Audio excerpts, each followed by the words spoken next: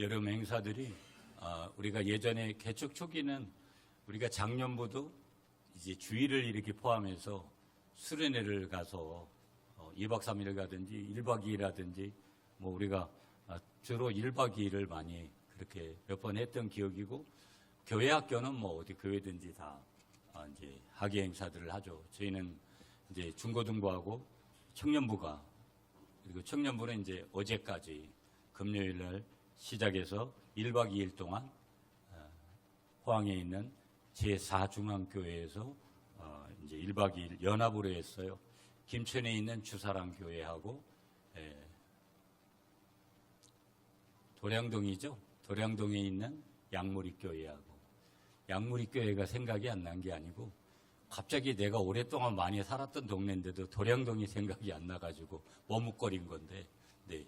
양무리교회 청년부하고 저희교회 청년들, 저희교회 청년들 7명, 그 다음에 대충 뭐 다 세 교회가 비슷하게, 제가 금요일 날 밤에 갔었는데 집사람하고 30명 정도 그렇게 모여져 있었던 것 같아요. 30명. 그래서 가서 이제 저녁 집회에 참석하고 이제 포항에서 자고, 저희도 어제 왔는데, 예전에 저는 이제 제가 국민시민교회나 이런 교회 있을 때는 중고등부 사역을 주로 했고, 그래도 청년부들하고 잘 많이 어울려서 그렇게 생활을 했고, 제가 등대교회나 아니면 영천에 있는 교회, 또 구민명성교회에서는 주로 청년부를 담당을 해서 그 교회들이 청년들이 뭐 20명에서 30명씩 이렇게 있었던 교회여가지고 함께 청년들하고 생활을 했어요. 오래간만에 청년들하고 찬양하니까 평상시에 우리는 맨날 부르는 찬양들을 많이 하잖아요. 그래서 제가 보면 우리 청년들을 통해서 많이 요즘 여러 곳에서 불려지는 찬양들을 좀 많이 앞으로 했으면 좋겠다는 그런 생각들이 들고, 아무튼 젊은 사람들하고 찬양하고 젊은 사람들 속에 있으니까 또 나름대로는 옛날 생각도 나면서 새로운 생각들을 가지게 됐고, 잠깐의 시간들이지만 하나님 앞에서 또 하나님이 저에게 주시는 그런 음성들을 들을 수 있는 그런 시간이었습니다. 짧은 시간이었지만 우리 청년들도 이제 귀중한 시간들을 이렇게 보냈고, 수련회라는 것은 어떻게 보면 굉장히 이제 우리 아동부든 중고등부든 청년부든 다음 세대들에게는 굉장히 이제 중요한 거죠. 저녁에 10시쯤 돼서 이제 기도회로 들어가서 기도회 하는 그 중에 저희는 이렇게 나왔어요. 나와서 어디로 갔냐면 영일대 수욕장에 갔는데, 사람들이 지금 연휴잖아요, 여러분. 내일까지. 사람들이 거기 다 와 있더구만요. 거기만 와 있겠어요. 영일대 해수욕장이 별로 뭐 그렇게 유명한 데도 아닌데, 연휴가 되면 사람들이 요즘 그렇게 많이 이렇게 놀러 가고, 이렇게 그 문화생활도 하고, 뭐 여행도 하고 그렇게 지나는 거예요. 대한민국이 그런 나라가 됐어요. 이제 너무 이제 배가 고프고 그래서 집사람하고 식당을 막 찾아다니다가 여하튼 어느 한 식당을 갔는데, 그게 식당이라기보다는 젊은 사람들이 주로 가는 약간 술집 같은 그런 집 같아요. 술을 주로 먹더라고요. 우리는 둘이 국수 한 그릇씩 먹었는데, 제가 거기서 또 그 현장에서 느끼는 한 가지가 있었어요. 여러분 뭐 주일에 제가 무슨 시내를 나가거나 이런 데 잘 안 하죠. 가끔 그런 데 가보면 여러 가지 생각하게 돼요. 제가 포항에서 느끼는 한 가지가 뭐냐면, 젊은 이들은 다 술집에 와 있구나. 우리 하늘에 계신 주님을 모시는 게 아니라 설주자를 모시는 사람들, 그냥 그 초저녁이 아직 10시밖에 안 된 시간에 술 먹고 비틀거리고, 저는 이제 아들도 있지만 딸이 2명이 있어서 그런가 딸내미들이 비틀거리고, 요즘 애들은 또 담배를 왜 그렇게 많이 피는지 몰라요. 이게 성전의 개념을 자기가 이해를 하고 있다면 너무 마음이 아프고, 젊은 아이들이 뭔가 돌파구가 필요하지만, 물론 뭐 그렇게 만나는 그 자체가 나쁜 건 아니니까, 그런데도 그 속에 담겨져 있는 것들이 별로 권하고 싶은 것도 아니고, 교회를 떠난 청년들이 다 술집에 와 있구나, 이런 생각을 가지면서 솔직히 한편에서 많은 무거운 마음이 있고 책임감도 느껴지고 교회가 어디로 어떻게 향해 가야 될 것인가에 대한 사실 고민을 안 할 수 없는 그런 현장들을 또 수련회 현장에서 잠깐 밖에서 그런 것들 여러분들도 경험하시겠지만 제가 왜 이 얘기를 말씀을 드리면서 출발하냐면 깨끗하지 않으면 하나님 앞에 쓰임받기가 어렵기 때문이다. 우리 한번 따라하세요. 세상은 능력 있는 사람을 쓰고 하나님은 깨끗한 사람을 쓰십니다. 아멘이세요? 여러분 세상에는 깨끗한 사람이 없어요. 무슨 얘기냐면 깨끗하려고 몸부림을 치는 그 사람이 있을 뿐이에요. 100% 깨끗한 사람이 없습니다. 인간은. 다 만나서 보면은요, 조금 지나다 보면 여러분 그 사람의 흉이 보이고 단점이 보이고 다 똑같아요. 거기서 거기에요. 그럼에도 불구하고 하나님의 말씀대로 뜻대로 살아보려고 누가 더 몸부림치고 그 평가를 우리 주님께서 하실 때 누가 더 우리 주님 손에 그렇게 붙들리고 그 평가에 합당하냐? 평가는 우리 주님이 하시는 거예요. 내가 아무리 거룩하고 내가 아무리 깨끗하다고 말해도 여러분 내가 아무리 사람들에게 내가 이런 사람이라고 피하래도 그거는 그 상대방이 평가를 해줘야 되는 거고 하나님이 평가를 해주는 거. 여러분 오늘 요즘 우리 사회를 한번 가만히 돌아보세요. 불의와 불법이 너무나 만연되어 있는 사회라는 거. 여러분 동남아나 해외 여행 가셔도 여러분 쉽게 밤거리나 이런 데를 이렇게 나가기가 어렵잖아요. 우리나라는 굉장히 치안이 좋은 나라라고 하는데도 여러분 우리 사회가 얼마나 답답한지 우리 스스로가 그걸 느낄 거예요. 가까운 사람들을 여러분 어떤 경우에는 가까운 사람이 가까운 사람을 속여서요 사기를 치기도 하고요 가짜 뉴스를 만들어서 진실을 악으로 덮어버려서 그 상대방에게 씌워버리는 거예요. 누가 진실한 사람이고 누가 거짓된 사람인지요 잘 몰라요 여러분.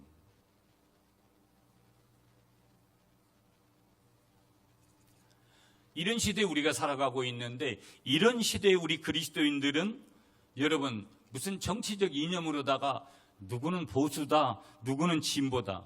여러분 광화문에 가 있는 많은 사람들이 또 광화문도 여러분 안타깝게도 두 개로 또 쪼개져 가지고 지금은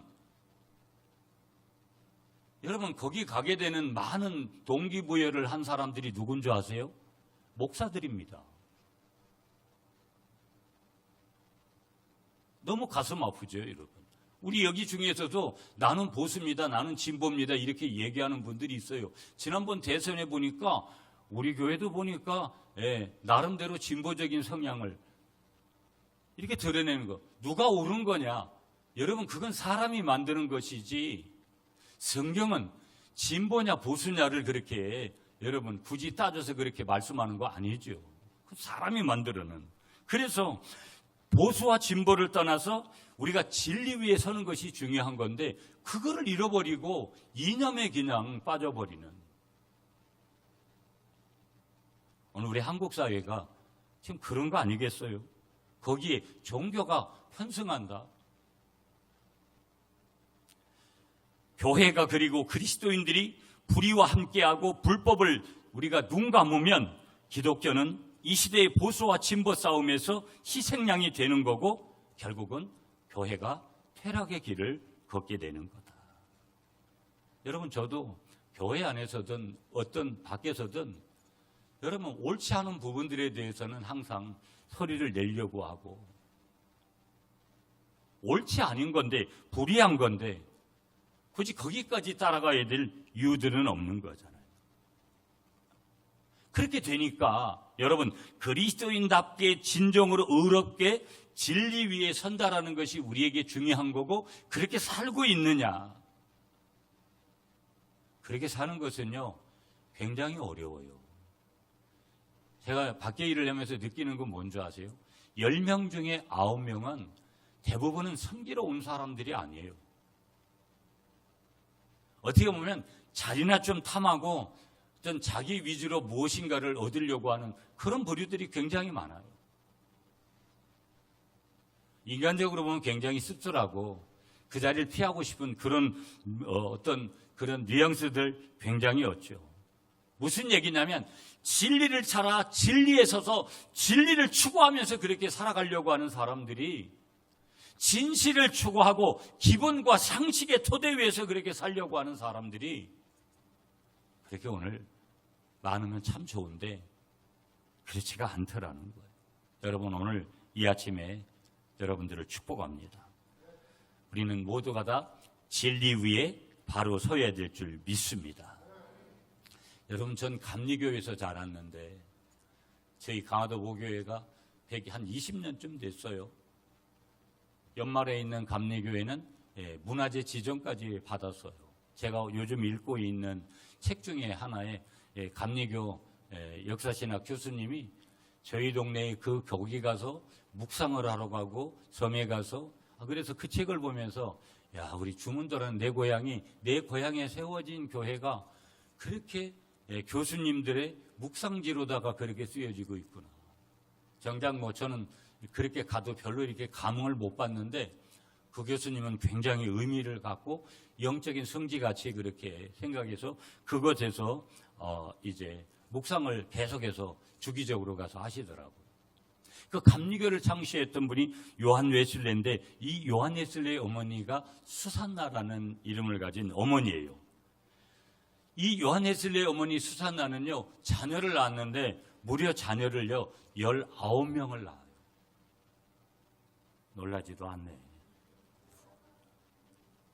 19명을 낳은 거예요. 아니, 자기 자궁으로 여러분 19명의 자녀를 낳은 거예요. 그래서 19명이 다 살아서 19명을 키워냈습니다.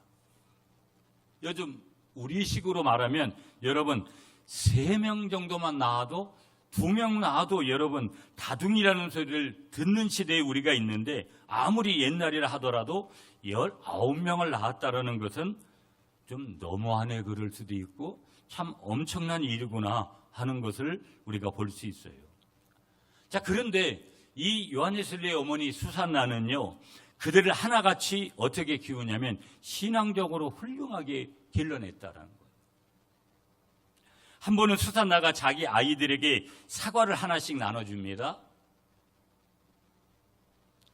그리고 남은 것은 바구니에 담아가지고 높은 선반 위에다가 그렇게 올려놓았습니다. 그런데 문제가 하나 생겼습니다. 요한 웨슬레는 더 먹고 싶은 욕심이 생긴 거예요. 하나 먹고 났는데. 그래서 의자를 놓고 어머니 몰래 선반 위에 있는 사과 하나를 더 꺼내 먹은 거예요.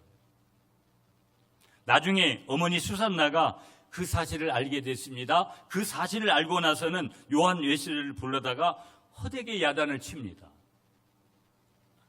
얼마나 심하게 이 웨슬레를 매질을 했는지 매를 맞은 자리에서 피가 흐를 정도가 되었다는 거예요.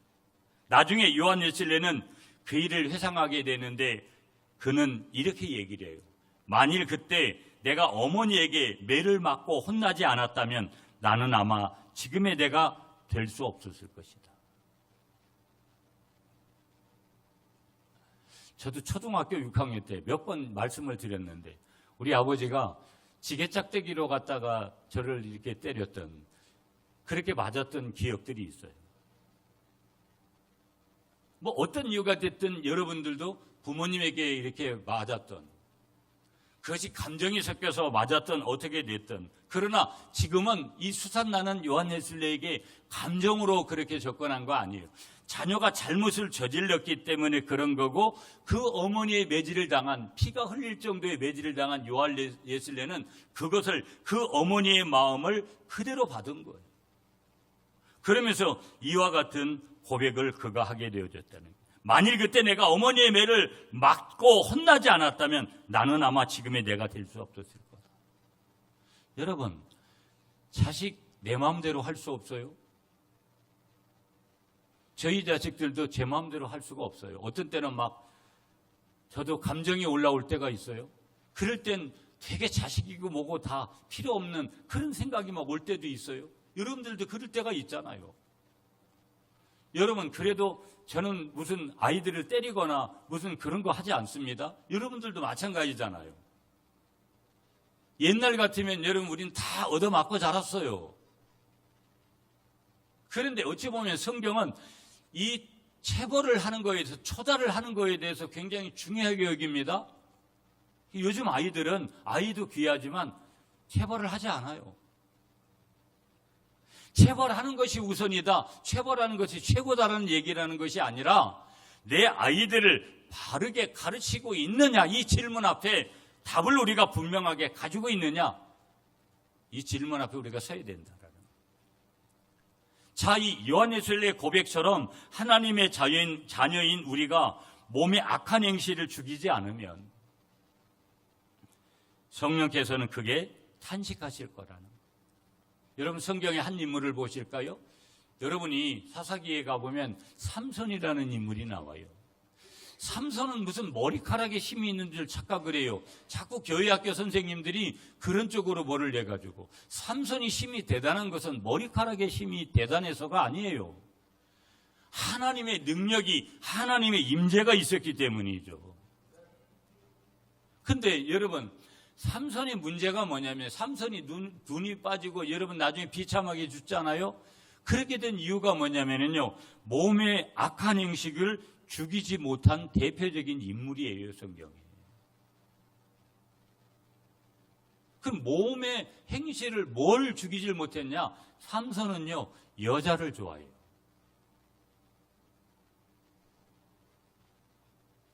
신학교에서 항상 가르치는 게 뭐냐면요, 돈을 조심하고 명예를 조심하고 여자를 조심해야 된다.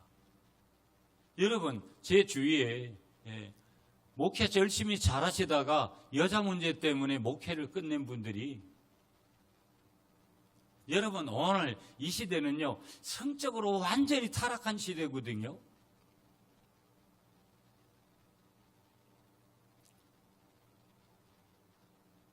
세상이 완전히 성적으로 뒤집혀 있는 시대를 우리가 살고 있어요.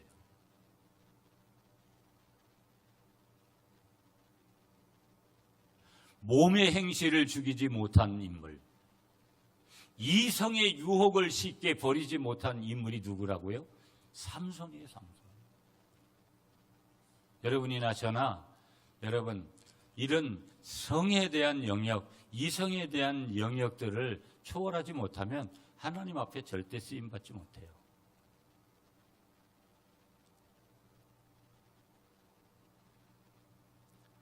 아멘을 안 하시네. 자, 조금 더 나가보시면, 우리를 사랑하시기 때문에 바른 길로 인도하시기 위해서 때는 우리가 어떤 하나님 앞에 잘못을 저지르면 하나님은 징계하시는 거예요. 그런데 문제는 그 사실을 알아채지를 못한다라는 거예요.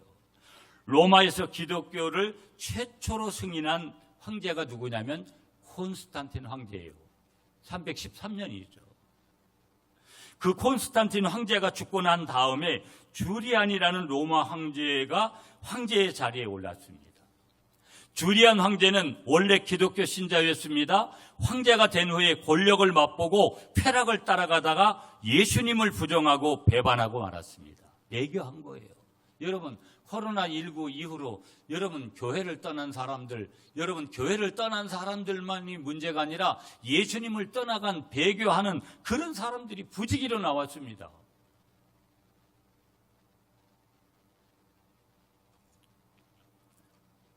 때문에 교회의 역사는 그를 가리켜서, 이 주리안 황제를 가리켜서 배신자 주리안이다, 그렇게 부르는 거예요.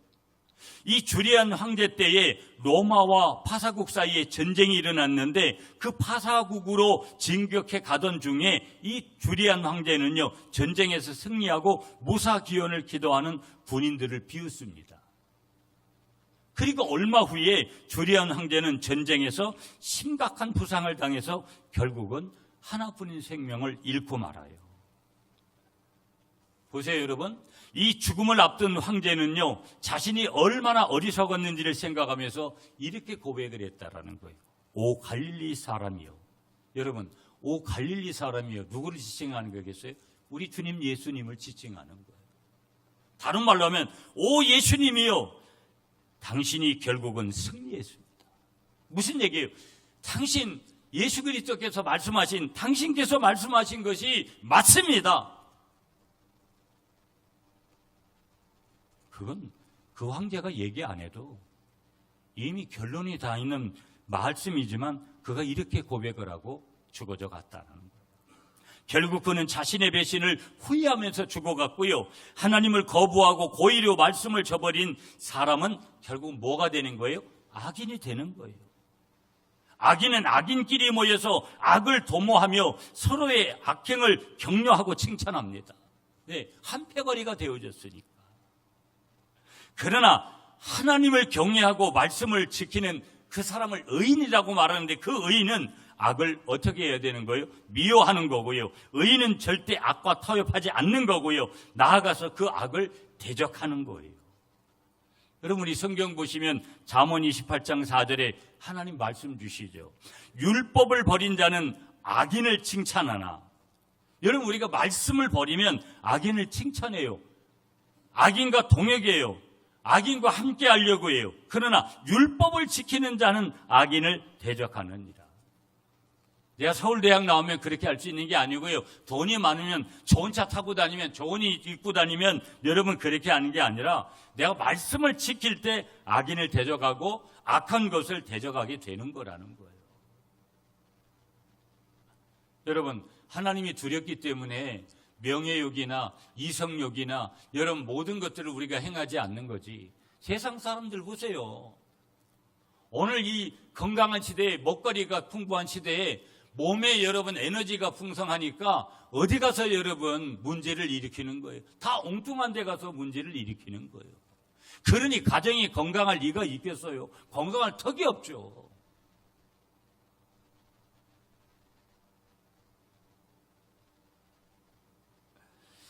성경으로 다시 돌아갈게요. 북이스라엘의 10번째 왕이 누구냐면 예후예요. 예후는 왕이 될 수 없는 상황 가운데 왕이 된 사람이에요. 다윗과 같은 사람하고 똑같은 거예요. 여러분, 예수 만나서 복음 만나서 팔자 고치고 운명이 바뀐 그런 사람들이 우리가 많잖아요. 부지기수잖아요. 대한민국이 그런 나라 아닙니까? 예후도 원래 왕이 될 수 없는 그런 사람이었는데 왕이 됐습니다. 그런데 그 왕이 될 수 없는 상황 가운데 왕이 돼서 처음에는 어떠냐면 하나님 말씀대로 순종하는 삶을 삽니다. 처음 예수 믿을 때 은혜 좀 받고 나면 여러분 주님을 위해서 뭐 이렇게 살고 저렇게 살고 웬걸 여러분 3년도 지나지 않습니다.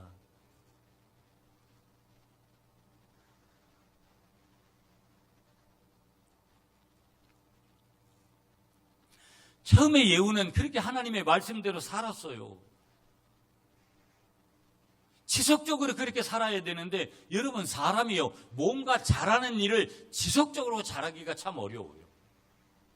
뭔가 엉뚱한 일은 지속적으로 잘할 수가 있는데 뭔가 잘할 수 있는 일은 지속적으로 하기가 어렵다라는 거예요.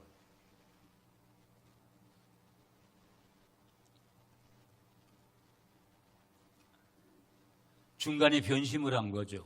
예후가 우상을 섬깁니다. 하나님이 싫어하는 일들을 합니다. 그래서 하나님은 오래도록 기다리다가 그동안 예후가 행한 일을 기억하셔서 바로 심판은 하지 않고 4대까지는 왕위를 있게 하시는 거예요. 그 후손들 4대까지 예후 포함해가지고 이것을 예후 왕조라고 그러는데 이 예후 왕조의 두 번째 왕이 바로 오늘 본문에 나오는 여호아하스 왕이에요.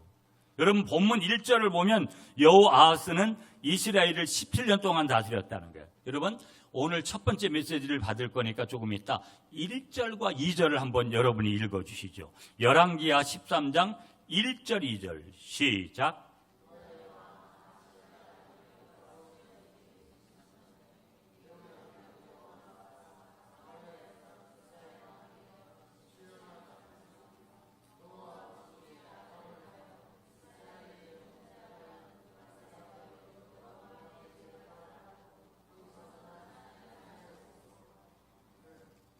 아멘입니다.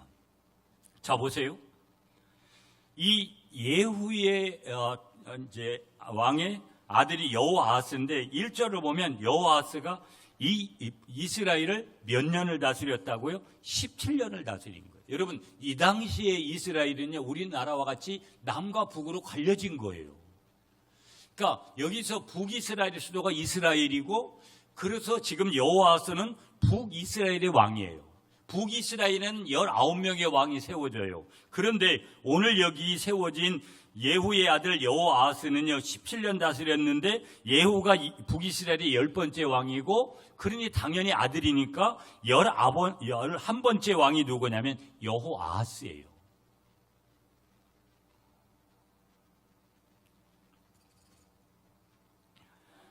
그런데 문제는 뭐냐면, 하나님이 보시는 것은 17년 다스렸냐 왕으로 그걸 보시는 게 아니라 뭐를 보시는 거예요? 여호아하스의 삶을 보시는 거예요. 여러분, 오늘 우리는 다른 데 관심이 있어요. 무슨 뭐 학위가 어디가 어떻고 뭐 여러 가지 그런 게 관심이 있지만, 하나님은 절대 그런 데 관심 없습니다. 하나님이 오늘 우리에게 관심을 보이는 것은 우리의 삶이 하나님의 뜻대로 성경대로 그렇게 살려고 하느냐 그렇지 않느냐에 관심이 있는 거예요. 그 제가 늘 말씀드리잖아요. 우리는 자기의 의가 아니라 하나님의 의인데, 하나님의 뜻과 계획과 의도와 목적대로 사는 것이 중요하지, 내가 뭘 어떻게 적어서 오늘, 여러분 저도요 하도 여러 가지니까 회의도 많고 그러니까 뭐 오늘은 뭐 하고 내일은 뭐 하고 약속을 해야 되니까 적어요. 그렇지만 그렇게 산다고 해서 그것이 잘 사는 것은 아니에요. 하나님이 사라 그러면 서고, 하나님이 자라 그러면 자고, 하나님이 하지 말라 그러면 안 해야 되는데, 우리는 하나님하고 상관없이 내 스케줄대로 가는 거예요. 내 계획대로 가는 거예요. 그러니까 어느 날 여러분 그 계획대로 살지 않아놓고도 일이 잘못되면 하나님을 원망해요. 이미 포지션을 이탈했는데 위치 이탈을 해놓고도 하나님 탓을 해요. 그러니 하나님 탓을 하는 우리들이 아무리 아내나 남편이나 자식이나 부모가 있어도 사람한테 탓하는 것은 뭐 당연한 거 아니겠어요?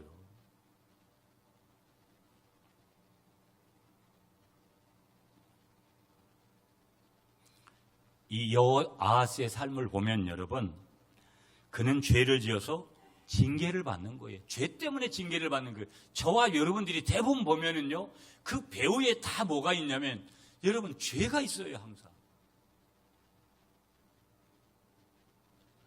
하지만 여호아하스는 죄에서 돌아서는 것 같았지만, 흉내는 냈지만 결국 돌아서지 못하고 주리한 아까 황제처럼 믿음을 배반한 왕으로 살다가 죽어요.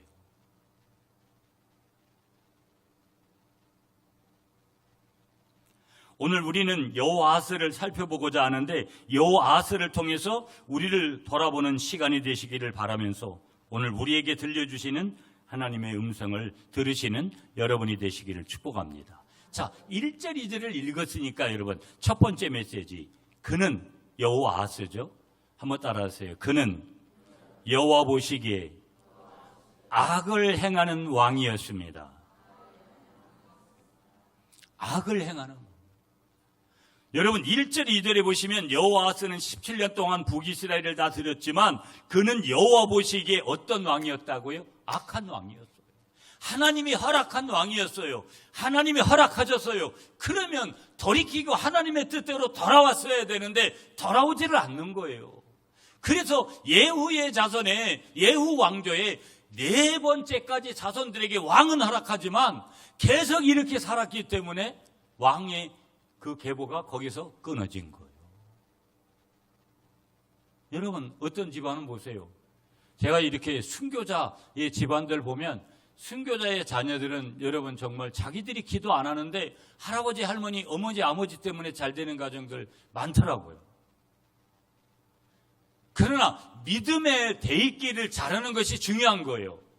내 할아버지, 할머니 때문에 내가 그 혜택을 누리는 거, 열매를 따먹는 것도 중요하지만, 내가 다시 할아버지, 할머니가 되고 아버지, 어머니가 되어져서 나머지 자손들에게 대입기를, 믿음의 대입기를 잘해주는 것은 얼마나 중요한지 몰라요. 제가 1대 목사가 되고 저희 아들이 2대 목사가 되고, 제가 우리 며느리에게 우리 손자, 이제 다음 주 내일 이제 손자 우리 돌이 돼서, 제가 요 며칠 동안 한국 교회를 돌아가는 내용을 보면서 이런 생각을 했어요. 우리 아들도 굉장히 힘들게 목회를 할 텐데, 네, 우리 손자까지 이렇게 주의종으로 그렇게 이야기를 해서 얼마나 힘들게 목회를 할 수밖에 없는 그런 여건인데 인간적인 그런 걱정이 살짝 이렇게 저에게 오더라고요.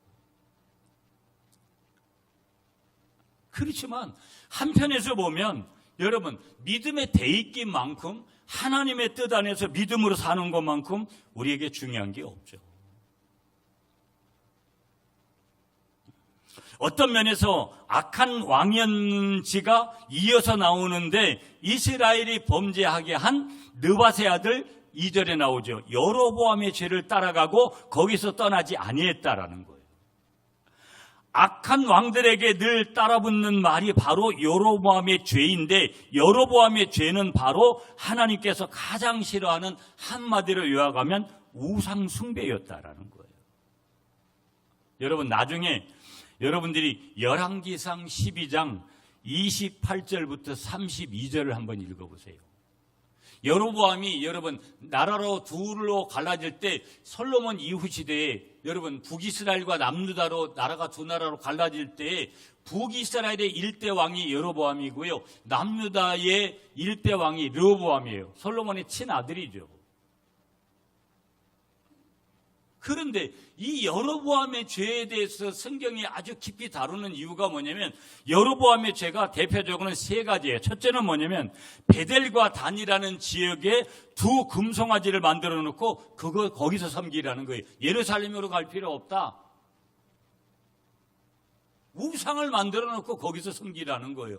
두 번째 뭐냐면 이 여로보암의 죄가 레위 지파가 아닌 사람들을 제사장으로 갔다가 일하도록 하는 거예요. 여러분 제사장은 반드시 레위 지파에서 하라는 것이 하나님의 뜻이에요. 레위 지파가 아닌 사람들은 안 돼요. 그런데 레위 지파가 아닌 일반인의 사람들로 제사장을 임명해 버리는 거예요. 이게 여로보암의 죄예요.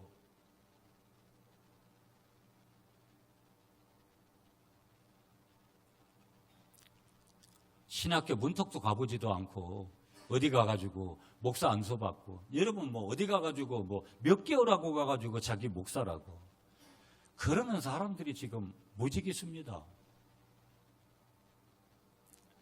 세 번째 여로보암의 죄가 뭐냐면요. 그 당시의 절기는요. 7월로 이렇게 정해져 있는데 그 절기의 7월의 절기를 자기 마음대로 8월로 옮기는 거예요.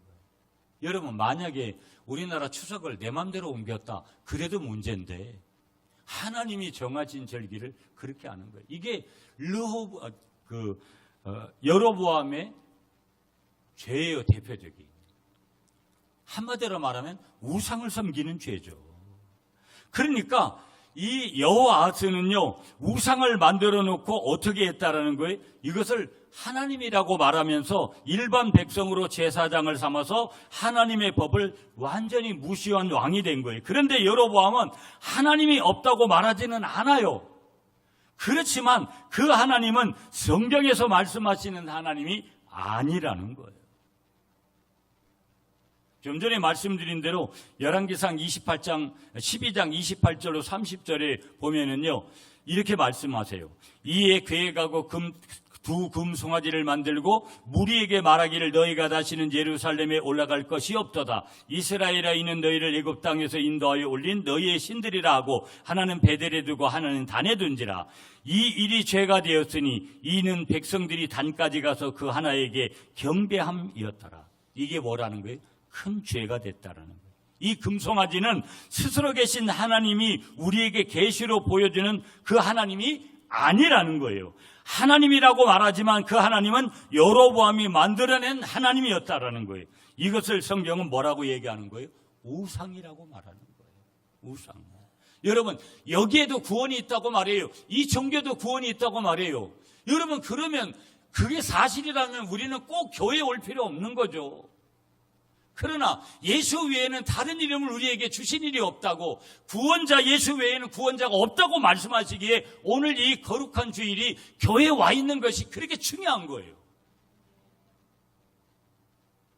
오늘 교회 아니고서는 이 시간에 다른 데 가 있을 수가 없는 거예요.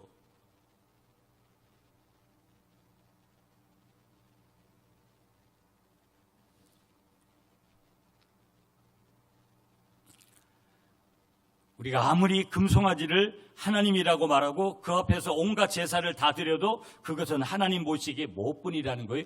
죄뿐이라는 거예요.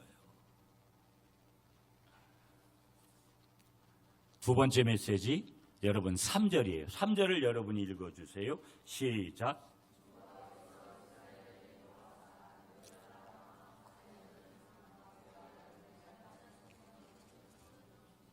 아멘. 한번 따라하겠습니다. 그 악으로 인해 징계를 받은 왕입니다. 하나님이 아무나 갖다가 징계하지 않습니다. 하나님이 아무나 심판하시는 분이 아니에요. 사단은 그렇게 해도 하나님은 사랑의 하나님이신데, 그러나 악으로 인해서 여호아하스가 악을 저질렀기 때문에 징계를 받은 거라는 거예요. 여호아하스가 여로보암의 악한 행위를 본받게 되니까요, 하나님은 여호아하스를 징계하시죠. 3절에 보면 그렇게 말씀하시는 거예요. 지금 어떤 나라를 동원해가지고 그 나라의 침략을 받습니다. 그 지배 아래 놓이게 됩니다. 그로 인해서 얼마나 어려움을 많이 당하게 되는지 몰라요.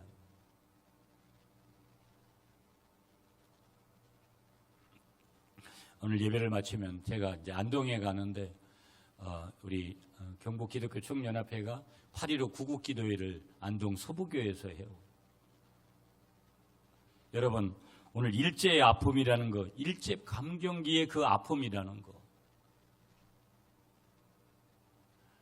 지난 주간에 이제 임원수련을 제주도에서 했어요. 여러분 다 제주도 가보셨으니까 그 삼방산 주위에 가면 유람선을 타잖아요. 첫째 날 파도가 너무 많이 쳐가지고 그날 가지를 못하고 마지막 오는 수요일 날 오전에 그 삼방산 유람선을 탔어요.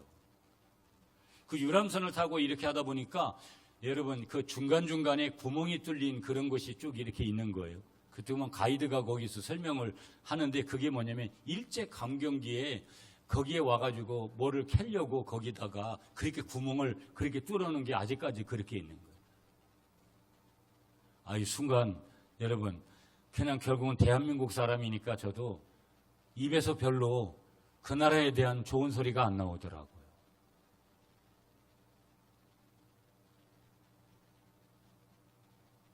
그렇지만 이런 역사들이 무슨 일본하고만 있는 것도 아니고 여러 나라하고 우리가 겪는 그런 부분들이 얼마나 그런 아픔들이 그와 유사한 것들이 있을 수 있다라는 거죠.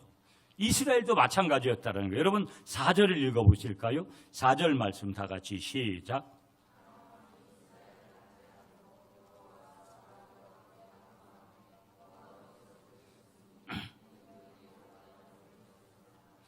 아랍왕이 이스라엘을 뭐함으로? 학대함으로 얼마나 여러분 심하게 학대를 하면 여호와스가 여호와께 뭐하더라? 간구하더라. 기도하는 거예요. 여러분 여기서 영적인 메시지 하나 주세요. 우리가 왜 기도 안 할까요? 전 정말 이해 안 되는 분들이 참 많아요. 우리 교회 안에도. 나한테 기도해달라고 얘기할 필요가 없는 분들이 있어요. 왜 그러냐면 기도를 안 해 본인들이. 아니 하나님이 이미 벌써 사인을 주고 다 했는데도 기도들을 안 해. 여러분 언제 기도할까요? 아마 여러분들이 죽을 똥 말똥하는 그런 상황까지 가면 그때 기도하러 나올 거예요 분명히. 그러면 왜 지금 기도 안 할까? 여러분이 그만큼 안 급한 거예요. 나 안 급하다. 하나님 앞에 나 안 급해요 하나님. 그렇게 말은 안 하고 있지만 우리는 그렇게 표현하고 있는 거예요. 내가 급해 보세요 여러분. 급하면 빤스바람에도 쫓아와서 무엇을 행하려고 하는 거예요. 급하지 않은 거예요. 여호와스 평소에 하나님 찾지 않는 사람이에요. 그런데 아람을 통해서 그 하사엘을 통해서 공격하니까 이스라엘이 학대받으니까 여호와스가 하나님 앞에 기도의 자리로 오는 거예요. 한국교회는요, 이 땅의 모든 교회들은 우리 교회뿐만 아니라 여러분 기도의 자리가 회복되는 것 없이 여러분 다른 것이 잘 돼도 문제인 거예요. 나는 말씀과 기도로 살지 않는데도 여러분 잘 되는 게 무서운 거라는 거예요. 원리대로 가면 잘못돼야 돼. 그래서 내가 하나님을 찾도록 해야 돼. 주님 내가 잘못했습니다. 주님 나에게 다시 한번 기회를 달라고 그렇게 무릎을 꿇어야 되는 거예요. 여름 행사를 하지만 교사가 됐는데 한 번 나와서 기도하는 것을 못 보는데 여러분, 이게 오늘 현실이에요, 현실. 그게 무슨 교사예요? 말도 안 되는 거지.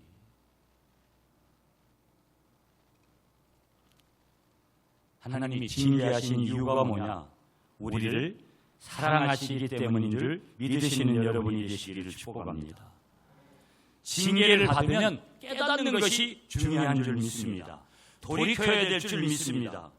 여호아스가 이렇게 되면 여러분 얼마나 좋았을까요? 그러나 여호아스는 그렇게 하지 못했기 때문에 결국 그렇게 비참하게 끝난 거예요. 마지막 메시지 하나만 짧게 보고 마칠게요. 5절과 6절이에요. 5절, 6절 다 같이 여러분이 시작. 여호와께서 이의 구원자를 이스라엘에게 주심에 이스라엘 자손이 아람 사람의 손에서 벗어나 전과 같이 자기 장막에 거하였으나 6절은 여러분이 시작.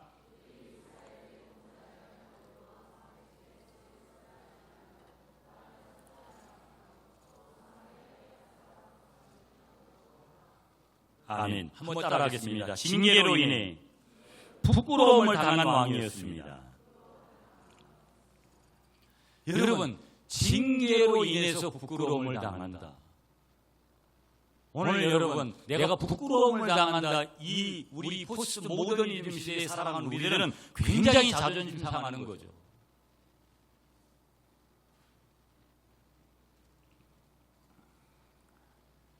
오늘 하나님께서 저와 여러분들을 이 땅에 보내실 때 하나님께서 원하시는 것은 분명히 징계가 아니라 사랑이라는 이 사실, 눌리는 것이 아니라 누리면서 살다가 하나님 앞에 오라고 하시는 것이 하나님의 뜻이라는 것을 기억하시면서 여러분 오늘 부끄럽지 않은 하나님 앞에서의 삶을 살기 위한 비결은 뭐라는 거예요?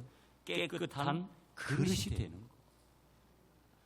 내가 거룩하니 너희도 거룩해라. 거룩하지 않고서는 어떤 학위를 받아와야 된다. 어떤 통장에다 얼마만큼의 돈을 네가 헌금해야 된다. 그런 비결을 말씀하지 않고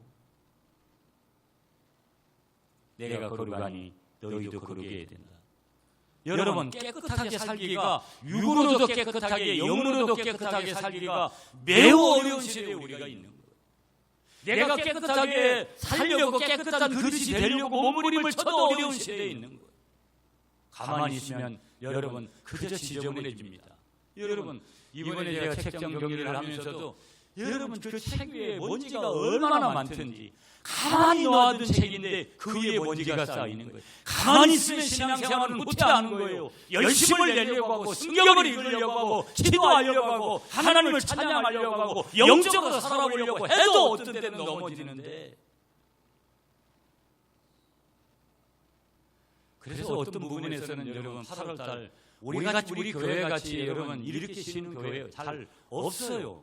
쉬고 싶어도 눈치 보여가지고 서로 이견이 안 맞아가지고 제가 염려하는 것은 저부터도 이런 시간들을 가지면서 좀 더 하나님 앞에 신앙대로 살아보자고 휴식을 하고 좀 더 하나님의 계획대로 살아보려고 그렇게 계획하는데 과연 그렇게 움직여가고 있을까? 내 자신도 그렇고 여러분들도 그럴까? 교회가 그럴까?